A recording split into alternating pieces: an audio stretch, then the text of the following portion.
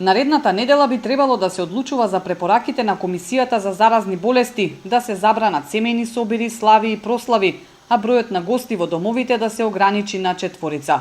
Но за нивна реализација потребни се законски измени, односно за вакви мерки се уште нема зелено светло од собранието.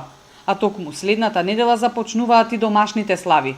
Тетово речиси на врвот од градовите, со повеќе од 2300 домаќинства кои имаат домашна слава. Традицијата на славење ќе продолжи, но годинава тоа да биде само во кругот на најтесното семејство, апелираат свештените лица. Да нема масовни собирања како што има, затоа што знаеме дека ние според традиција во Тетово и Тетовско имаме слави и прославување и по 80 и по 100 души, значи таквото масовно собирање да го нема, луѓето да се организираат согласно препораките во најтесниот круг на семејството и со најблиските луѓе да си го организираат славскиот ручек.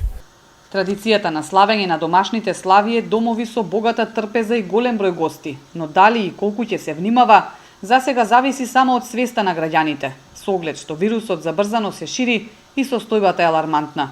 Токму групирања во затворени простории во моментов се посочени како најголем ризик за ширење на заразата.